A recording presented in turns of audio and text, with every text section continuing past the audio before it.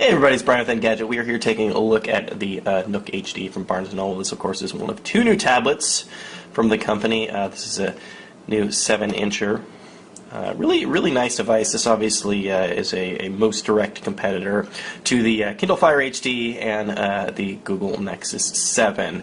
It's got a really beautiful screen. It's a 7-inch LED. It's 1440 by 900 on this guy. It's got just some really kind of great viewing angles.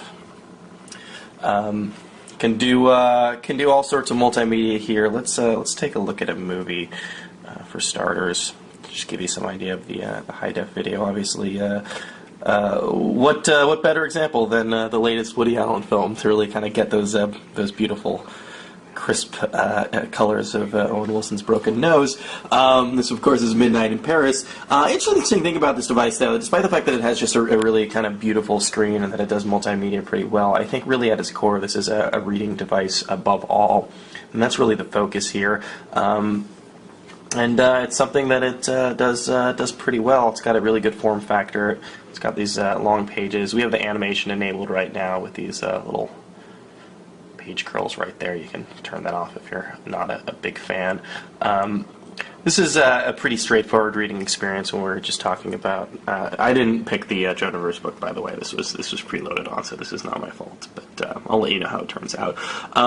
Pretty straightforward reading experience here. I think where the tablet really shines, however, if we move out and take a look at, we've got some magazines.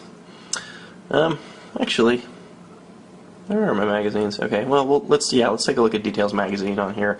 When we're looking at things like magazines, there's catalogs on here as well. Comic books, I think that's where this really shines. It does pictures really well.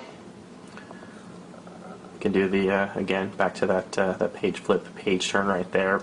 This is an interesting feature that they introduced. You can do this in both the browser and magazine view. It gives you an article view. So this is really kind of, it's similar to if you're if you're like using a browser and you want to print up a page. It's really just going to kind of give you basically the text of this story, and then you can just swap back to magazine view. A lot of other interesting ways to view this as well. This is just sort of a carousel down here of all the different pages in the magazine. And we can click this button right here, and that'll give us a full spread of the magazine. Its reading is pretty similar when we're talking about comic books. I do think they've improved it a little bit, however. One is just not loading for some reason. Let's try the Batman one on here.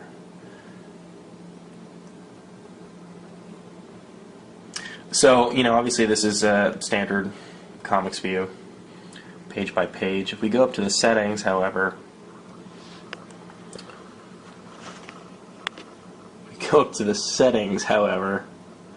oof, it's a little bit buggy right now.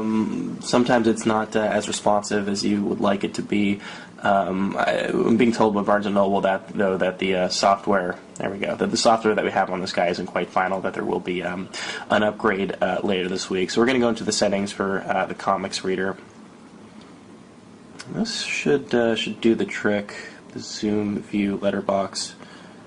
So you can really view it panel by panel. I mean, this is similar to the feature that we see in the Comixology app. It's really kind of a great way to read comics. I think this is the ideal way to do it on a 7-inch screen like this. A few other things. The UI is pretty basic here. This is a UI that Barnes & Noble is calling paper-like. That's because it looks like a sheet of paper. I mean, it's really plain. I think Terrence kind of fiddled with the settings right here, so we've got an adorable little whale, but usually this is kind of just a white screen with some fibers on it. Not a lot going on. You've got this little carousel of the content, most recent content. You've got your apps, your games, your movies, things like that. It's mostly pretty plain. You can go into an app view right here, however. I'll give you a little bit more like a standard Android view of the grid. This is running Ice Cream Sandwich, a pretty heavily skinned version of Ice Cream Sandwich. Part of that skinning means that you're not going to get a full access to the Google Play Store, which I think is pretty unfortunate. You have the home button, one prominent physical button on this thing. Another new feature here. This is your Nook today. just kind of a nice little roundup of Barnes & Noble told us that one of the most requested features, oddly enough, was people really wanted weather on this thing. It's going to give you some recommendations based on your most recent reading, things of that nature. It's a really, industrial design-wise, this is a pretty nice tablet. I think it's definitely leaps and bounds over the last Nook tablet. It's still pretty distinct, but not quite as overtly strange. Barnes & Noble really based a lot of decisions on the building of this thing around the way it really sort of conforms to the human hand. So we've got these large plastic bezels right here. Part of the reason is that so you don't have to rest your thumb directly on the device, and it really does. It feels pretty nice in hand. Take you around a really quick walk around this guy. I've got a headphone jack on the top right there. You see the power button on that side. Flip it around to this side. You've got two physical volume buttons. And then down here you've got a micro SD expansion slot, which is nice. I mean, that's a feature obviously that you've never gotten on a Kindle device that Barnes & Noble has always had on these guys. So you can expand the built-in memory, which is 8 or 16 gigs.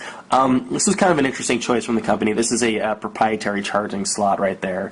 I can't say I'm personally a big fan of that. I would have preferred them to go with micro USB, something more ubiquitous. But the company told us that was basically so that the thing could charge up faster. And one of the selling points when Barnes & Noble puts this up directly against the Kindle Fire is the fact that this thing actually ships with cords. So that's part of the beautiful package deal, and of course you don't get any built-in ads on this guy, unlike the Kindle Fire. If you've taken a look at Nook devices in the past, this is going to look pretty familiar. It's got a soft touch rear right here, big Nook logo. A little indented, not quite as indented as the one on the Simple Touch. Seems to be more of a design choice on this one. On the Simple Touch, it's really nice and concave, so your fingers just slot in there and it feels nice in your hand. And then just come down the bottom right here, we've got these two speakers down there. Kind of interesting placement on this thing. I can't say I'm a huge fan because oftentimes when you're sort of holding in your hands watching a movie, you're going to obscure those things. The sound, however, isn't all that great on these guys anyway, so you're probably going to want to use the headphones for some serious movie watching.